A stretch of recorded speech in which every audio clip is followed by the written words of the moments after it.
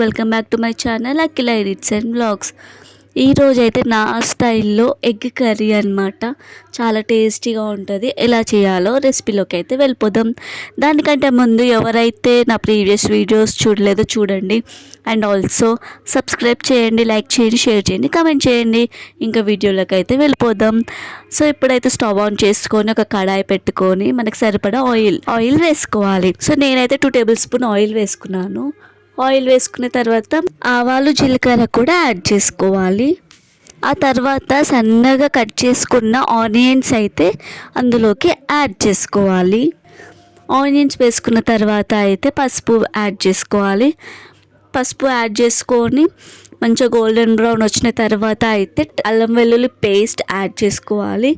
ఆ తర్వాత మనం సన్నగా తరిమిన టమాటోస్ కూడా యాడ్ చేసుకోవాలి. ఇక్కడైతే వీడియో క్లిప్ మిస్ అయింది, సో నేనైతే చెప్తున్నాను, ప్రాసెస్ ఫాలో అవ్వండి. అండ్ ఇక్కడ చిన్న చిన్న తరిమిన టమాటోస్ యాడ్ చేసిన తర్వాత అవి మంచిగా కుక్ అయిన తర్వాత అండ్ మనకి స్పైసీకి తగినంత కారం అండ్ సాల్ట్ యాడ్ చేసుకోవాలి. యాడ్ చేసుకొని లైట్గా మిక్స్ చేసుకొని తర్వాత అయితే 1 big glass of water add చేసుకోవాలి. యాడ్ చేసుకున్న తర్వాత కారం మొత్తం కలిసిన తర్వాత మనం ఎగ్ అయితే ఒకటి ఇలా యాడ్ చేసుకోవాలన్నమాట. ఒకటి పగలగొట్టుకొని ఇలా వీడియోలో చూపించిన విధంగా అయితే మంచిగా కలుపుకోవాలి అన్నమాట. సో దానికంటే ముందే అయితే మనమైతే ఎగ్స్ని అయితే బాయిల్ చేసి పెట్టుకోవాలి. సో మంచిగా బాయిల్ అయిన తర్వాత అయితే దాని పొట్టు తీసేసి ఒక సైడ్లో అయితే పెట్టేసుకోవాలి.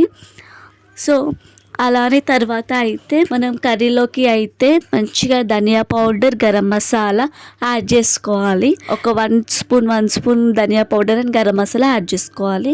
ఆ తర్వాత ఎగ్కి అయితే ఇలా వీడియోలో చూపించినట్టుగా ఇలా ఘాటు పెట్టుకొని మంచిగా అందులోకి యాడ్ చేసుకోవాలన్నమాట. మనం కర్రీలోకి యాడ్ చేసుకొని మంచిగా మిక్స్ చేసేసుకోవాలి.